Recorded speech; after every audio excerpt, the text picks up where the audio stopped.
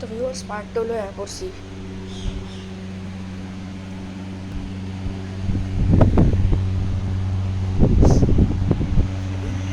তো ভিউয়ার্স আমার স্বপ্নটা আমি আবার শুরু করতেছি। তো ট্রুথ স্টোরি। তো এর স্বপ্নের মধ্যে আমি সবার আগে স্পন হই একটা পাথরের পিছে, যেখানে আমি বিছানা দেখি পুরা টয়লেট, পুরা বহুত টয়লেটে একেবারে ভরা, পুরা স্কিবিডি ইউনিভার্সের মতন এটা।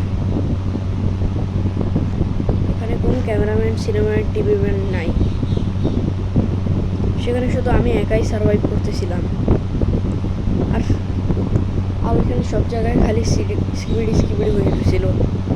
আর জি-ম্যান আর বড় পাথরের পিছন থেকে আমি দেখতে পাইলাম জি-ম্যানকে।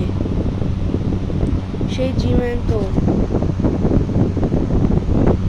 1.0 ছিল, ওর কাছে আই লেজার ছিল।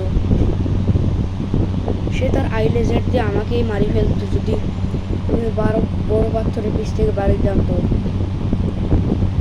তাই আমি ওইখানে লুকায় রয়েছি। আমি যে বাইরে হইব, জি-ম্যান নিজের চোখ অ্যাক্টিভেট করে দিয়েছিল। আমারও মারি দিলে তো খতম ছিলাম একেবারে।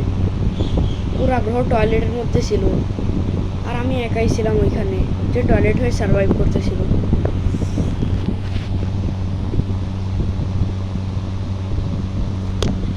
তো ভিউয়ার্স, এতটুকুই ছিল আমার স্বপ্ন। Good bye.